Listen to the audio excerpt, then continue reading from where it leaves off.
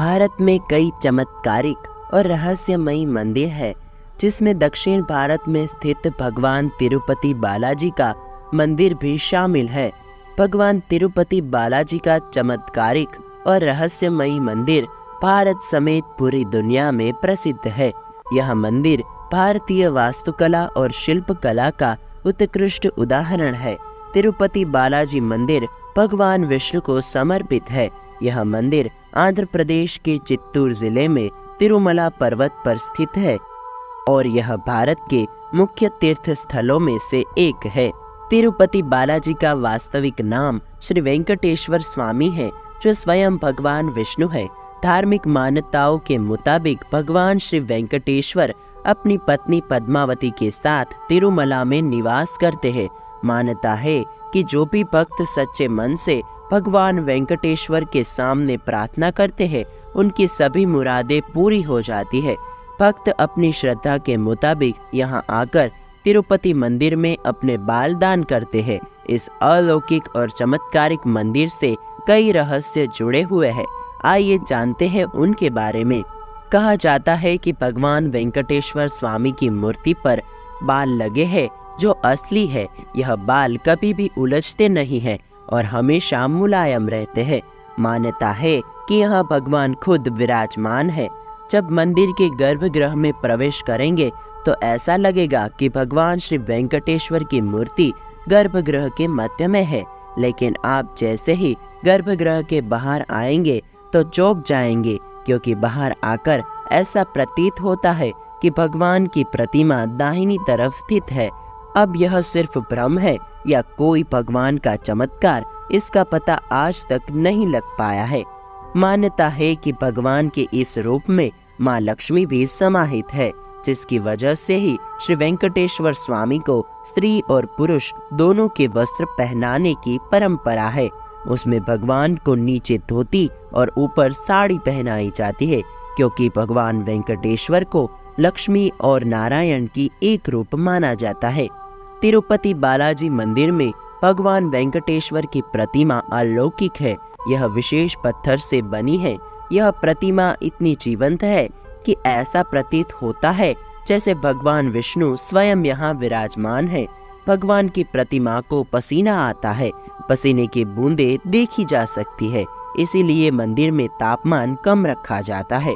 श्री वेंकटेश्वर स्वामी मंदिर से 23 किलोमीटर की दूरी पर एक गांव है, जहां गांव के लोगों के अलावा कोई बाहरी व्यक्ति प्रवेश नहीं कर सकता। इस गांव के लोग बहुत ही अनुशासित हैं और नियमों का पालन कर जीवन व्यतीत करते हैं। मंदिर में चढ़ाए जाने वाला पदार्थ जैसे कि फूल, फल, दही, घी, दूध, मक्खन आदि इसी गांव से आते हैं। गुरुवार को भगवान वेंकटेश्वर को चंदन का लेप लगाया जाता है, जिसके बाद अद्भुत रहस्य सामने आता है। भगवान का श्रृंगार हटाकर स्नान कराकर चंदन का लेप लगाया जाता है और जब इस लेप को हटाया जाता है तो भगवान वेंकटेश्वर के हृदय में माता लक्ष्मी जी की आकृति दिखाई देती है। श्री वेंकटेश्वर स्वामी मंदिर में एक दिया हमेशा जलता रहता है और सबसे चौंका देने वाली बात यह है कि इस दीपक में कभी भी तेल या घी नहीं डाला जाता है। यहाँ तक कि यह भी पता नहीं है कि दीपक को सबसे पहले किसने और कब प्रज्वलित किया था। भगवान श्री वेंकटेश्वर की प्रतिमा पर पचाई कपूर लगाया जाता है। कहा जाता है कि यह कपूर किसी भी पत्थर पर लगाया जाता है तो पत्थर में कुछ ही दिनों में दरारें पड़ जाती है, लेकिन भगवान बालाजी की प्रतिमा पर पचाई कपूर का कोई प्रभाव नहीं पड़ता। मंदिर के मुख्य द्वार के दरवाजे पर दाईं तरफ एक छड़ी है। इस छड़ी के बारे में मान्यता है कि बाल्य अवस्था में इसी छड़ी से ही भगवान वेंकटेश्वर की पिटाई की गई थी, जिसकी वजह से उनकी ठुड्डी पर चोट लग गई थी। तब से लेके आज तक उनकी ठुड्डी पर शुक्रवार को चंदन का लेप लगाया जाता है, ताकि उनका घाव भर जाए। भगवान वेंकटेश्वर की मूर्ति पर कान लगाकर सुने तो समुद्र की लहरों की ध्वनि सुनाई देती है। यह भी कहा जाता है कि भगवान की प्रतिमा हमेशा नम रहती है। तो दोस्तों, ये थे भगवान श्री वेंकटेश्वर स्वामी के कुछ अद्भुत और चमत्कारिक रहस्य।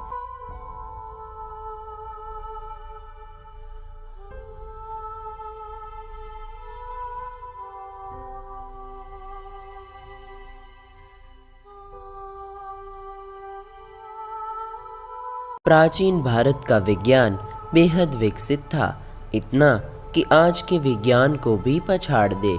पर बस समस्या ये है कि जिसे हम साइंटिफिकली प्रूव नहीं कर पाते उसे हम मानते ही नहीं। लेकिन प्राचीन भारत की उत्कृष्ट कलाकृतियों का प्रमाण मिलता है महाराष्ट्र के औरंगाबाद के कैलाश मंदिर में। इस मंदिर को बनाया नहीं गया, बल्कि इसे तो एक विशाल चट्टान को काट कर उभारा गया है। ये मंदिर कितना प्राचीन है इस पर अभी कोई सटीक जानकारी उपलब्ध नहीं है, मगर इतिहासकारों की माने तो ये मंदिर करीब 1000 साल पुराना है।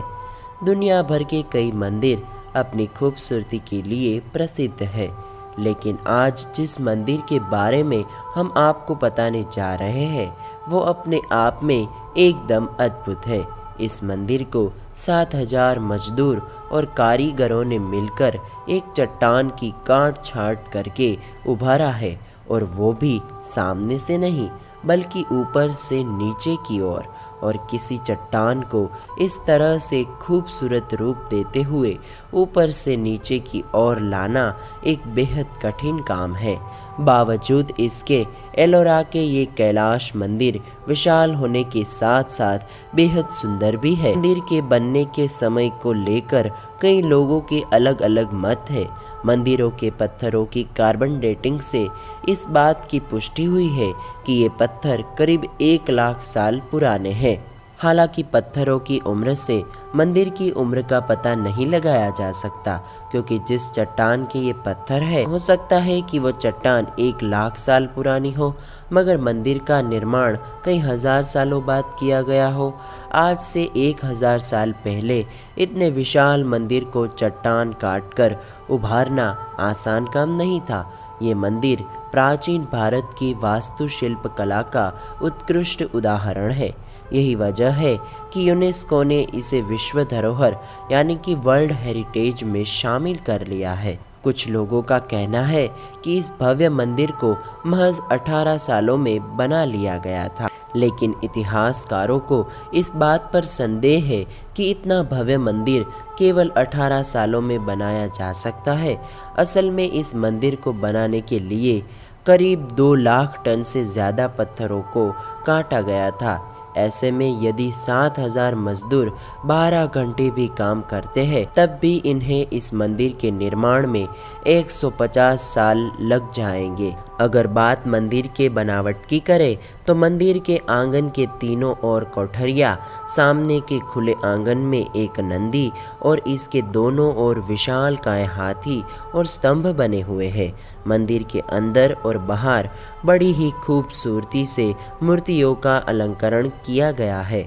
एलोरा में 3 तरह की गुफाएं हैं, महा यानी बौद्ध गुफाएं, पौराणिक हिंदू गुफाएं और दिगंबर जैन गुफाएं, जिनमें पौराणिक हिंदू गुफाओं में 16वें नंबर की गुफा में ही ये कैलाश मंदिर स्थित है। इस 3 मंजिला कैलाश मंदिर को हिमालय के कैलाश का रूप देने की कोशिश की गई है।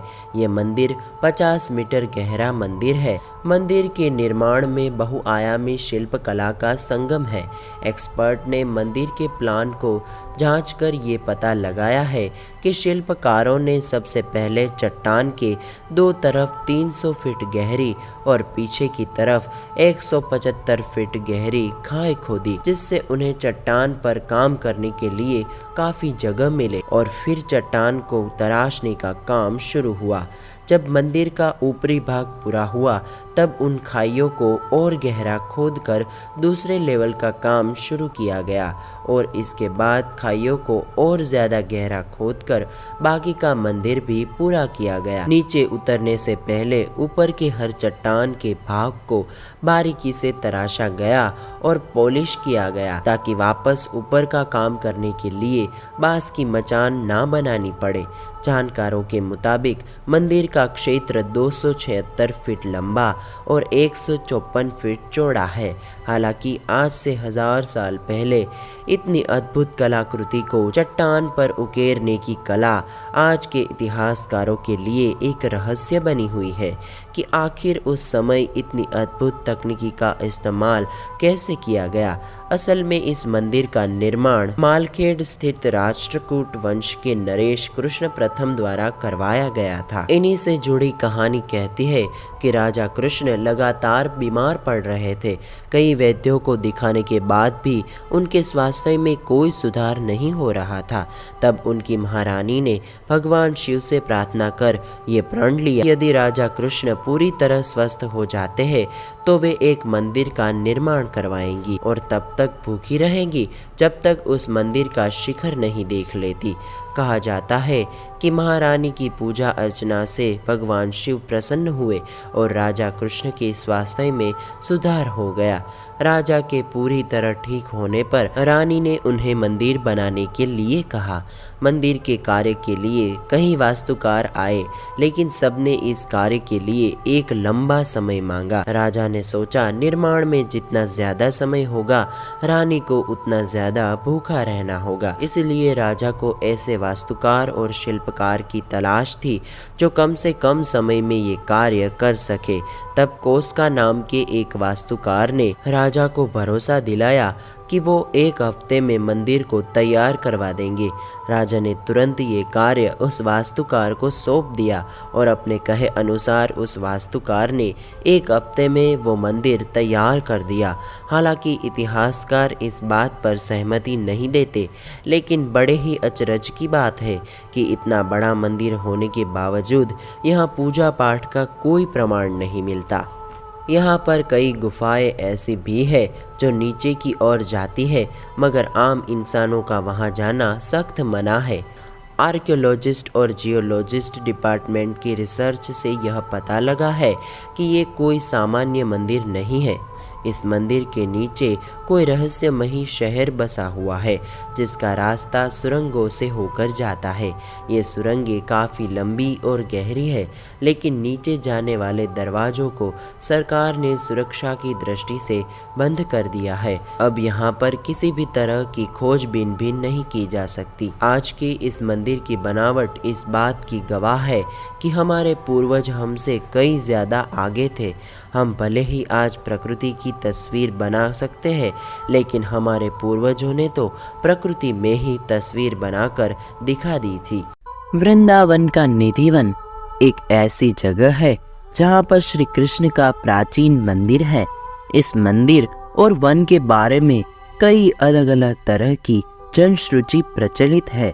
कहते हैं कि यहाँ पर श्री कृष्ण रोज आते हैं और रात में रासलीला करते हैं और रासलीला करने के बाद यहीं पर शयन करते हैं और सुबह होते ही चले जाते हैं। आओ जानते हैं इस अचरज भरी बातों का रहस्य। निधिवन के मंदिर में शयन आरती करने के बाद सभी श्रद्धालुओं को बाहर निकालकर मंदिर और निधिवन क्षेत्र को करीब 7 तालों से बंद कर दिया जाता है। ताला बंद करने के पहले मंदिर के गर्भगृह में भगवान के लिए नीम की दातुन, पान का बीड़ा, लड्डू और श्रृंगार का सामान रख दिया जाता है। रात में यहाँ कोई नहीं आता है, लेकिन फिर भी आश्चर्य कि 7 तालों में बंद मंदिर को जब सुबह खोला जाता है तो पान का बीड़ा चबाया हुआ, दातुन की हुई, लड्डू खाया हुआ और श्रृंगार का सामान बिखरा हुआ मिलता है। कहते हैं कि इस मंदिर के दरवाजे अपने आप ही खुलकर बंद हो जाते हैं, लेकिन यह किसी ने देखा नहीं। हालांकि लोग इस संबंध में अपने अनुभव जरूर बताते हैं। मान्यता अनुसार इस मंदिर को तानसेन के गुरु संत हरिदास ने अपने भजन से राधा कृष्ण के युग्म रूप को साक्षात प्रकट किया था। यहाँ कृष्ण और राधा विहार करने आते हैं। यहीं पर स्वामी जी की समाधि भी बनी है। रात को यहाँ पर कोई नहीं जाता है। कहते हैं कि जिसने भी यहाँ पर रात को रुककर इस रहस्य को जानने का प्रयास किया वह सुबह बेसुध और बेहालत में मिला। 2 या 3 दिन बाद उसकी मौत हो जाती है। शाम के बाद यह मंदिर बंद हो जाता है और यह भी कहा जाता है कि अगर यहाँ कोई छिपकर रासलीला देखता है तो वह अगले दिन पागल हो जाता है। रात में यहाँ कोई भी नहीं रुकता है। स्थानीय लोगों के अनुसार ऐसा बरसों से होता आ रहा है। कुछ लोग इसे अंधविश्वास मानते हैं और कुछ लोग इसे श्री कृष्ण का चमत्कार। हालांकि सच क्या है यह तो शोध का विषय है। यह भी माना जाता है कि इस मंदिर में भगवान श्री कृष्ण स्वयं रोज रात को खुद शयन करने आते हैं। उनके सोने के लिए मंदिर के पुजारी रोज पलंग लगाते हैं और जिस पर साफ सुथरी गादी एवं बिस्तर के ऊपर चादर बिछाते हैं। पान का बीड़ा, लड्डू और दातुन के साथ ही श्रृंगार का सामान रखते हैं। लेकिन कहते हैं कि जब मंदिर खुलता है तो उस बिस्तर की हालत देखकर सभी अचंभित हो जाते हैं, क्योंकि उसे देखकर लगता है कि यहाँ कोई सोया था। सबसे आश्चर्य की बात यह भी कि यहाँ प्रतिदिन माखन मिश्री का प्रसाद चढ़ाया जाता है और जो बच जाता है उसे मंदिर में ही रख दिया जाता है। लेकिन सुबह तक वह प्रसाद भी समाप्त हो जाता है। आखिर कौन खा जाता होगा वह प्रसाद? जनश्रुति है कि प्रतिदिन मंदिर के अंदर स्थित रंग महल में कृष्ण राधा का पलंग लगा दिया जाता है और पूरा रंग महल सजा दिया जाता है तथा राधा जी का श्रृंगार सामान रखकर मंदिर के दरवाजे बंद कर दिए जाते हैं। जब प्रातः दरवाजे खुलते हैं तो सारा सामान अस्त व्यस्त मिलता है। मान्यता है कि रात्रि में राधा कृष्ण आकर इस सामान का उपयोग करते हैं। कहते हैं कि यहाँ तुलसी के 2 पौधे एक साथ लगे हैं। रात के समय जब राधा और कृष्ण रास रचाते हैं तो यही तुलसी के पौधे गोपियां बनकर उनके साथ नाचते हैं। इन तुलसी का एक भी पत्ता यहाँ से कोई नहीं ले जाता है। जिसने भी गुपचुप यह कार्य किया वह भारी आपदा का शिकार हो जाता है। इस मंदिर के परिसर में उगने वाले पेड़ भी अजीब है। यहाँ के पेड़ की शाखाएं नीचे की ओर बढ़ती है। यह भी जनश्रुति है कि रात में ये सभी पेड़ गोपियां बनकर श्री राधा और कृष्ण के साथ नाचते हैं और सुबह होते ही पुनः पेड़ बन जाते हैं। इन सभी पेड़ों को गोपियां ही माना जाता है। श्रीमद् भगवत के 10वें स्कंद में रास पंचाध्यायी में भगवान श्री कृष्ण द्वारा शरद पूनम को यमुना पुलिन में गोपियों के साथ महारास के बारे में बताया गया है। आज भी शरद पूनम पर निधिवन में होती है विशेष रास लीला, लेकिन कोई इसे देख नहीं सकता, बस महसूस कर सकता है। कहते हैं कि निधिवन के आलिंगन बद्ध पेड़ दरअसल यही रास रत गोपी कृष्ण है, जो प्रातः होते ही पेड़ बन जाते हैं और रात्रि के नीरव में रास करने लगते हैं।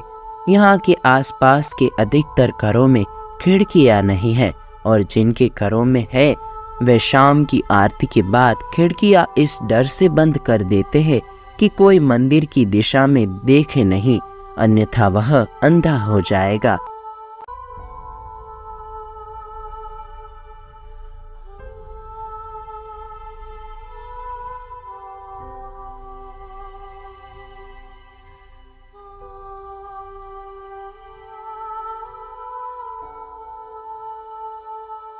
भारत में प्राचीन मंदिरों की कोई कमी नहीं है। प्राचीन सल्तनत काल से हमारे यहाँ बहुत सारे प्राचीन मंदिर है। उड़ीसा के पुरी में स्थित जगन्नाथ का मंदिर पूरे विश्व में अपने स्थापत्य के कारण सुविख्यात है। यही मंदिर इतना सुंदर है कि आप शायद ही कभी सोच सके। इसकी भव्यता को देख आपका सिर खुद ब खुद जगन्नाथ जी के आगे झुक जाएगा। चारों धामों में पुरी का यह जगन्नाथ धाम बहुत महत्वपूर्ण है। साथ साथ पुरी की रथ यात्रा के बारे में कहने के लिए मेरे पास शब्द नहीं है। यह मंदिर को राजा इंद्रद्युम्न ने बनवाया था।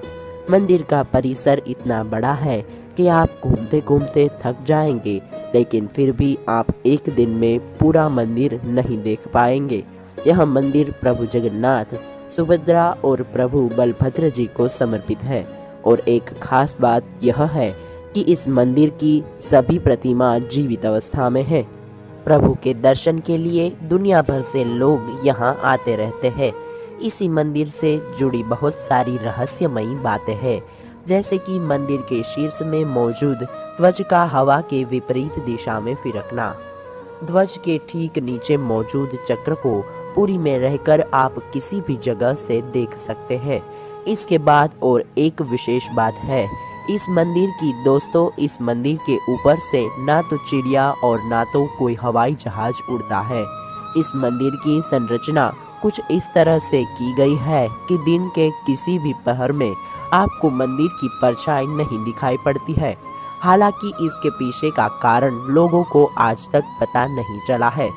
जैसा कि मैंने आपको पहले ही कहा है कि प्रभु जगन्नाथ जी के बारे में जितनी भी प्रशंसा की जाए उतनी कम है, परंतु कोशिश करते हैं। पूरी धाम में आपको एक 1800 साल पुराना रिवाज आज भी प्रचलित होता नजर आएगा।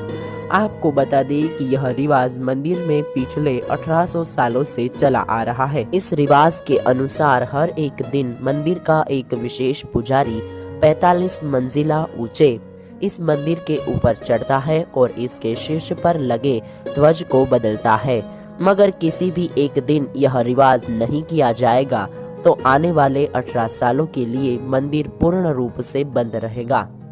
ऐसे में आप कह सकते हैं कि मंदिर के रीति रिवाज कितने अनुशासन के साथ एवं भक्तिभाव के साथ पालन किए जाते होंगे। दोस्तों, पूरी धाम की एक और विशेषता है कि यहाँ जो भी आता है वह खाली पेट वापस नहीं जाता है। प्रभु जगन्नाथ हमेशा अपने हर एक भक्त को एक समान दृष्टि से देखते हैं तथा अपने प्रसाद को चखने का उसे मौका भी देते हैं। मंदिर के प्रसाद को अवढ़ा कहा जाता है। एक दिन एक समान मात्रा में इसे बनाया जाता है, परंतु हैरत की बात यह है कि इसकी कमी मंदिर में कभी नहीं होती है, चाहे मंदिर में कितने भी श्रद्धालु क्यों न आ जाए। जगन्नाथ जी के महिमा अपरंपार है। यहाँ के प्रसाद को बनाने में भी एक जादू छिपा हुआ है।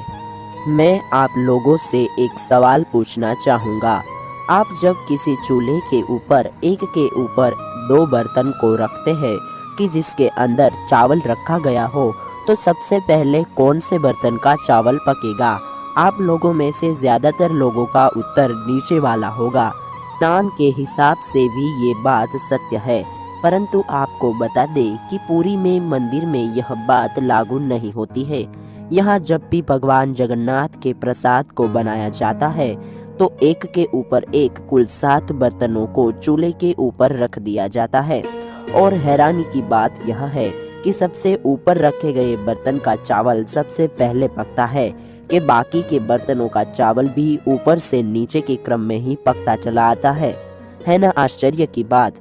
जब भी आप उड़ीसा जाए तो पुरी में जगन्नाथ में जाना कभी मत भूलिएगा। तो दोस्तों, वीडियो कैसा लगा मुझे कमेंट करके ज़रूर बताइएगा।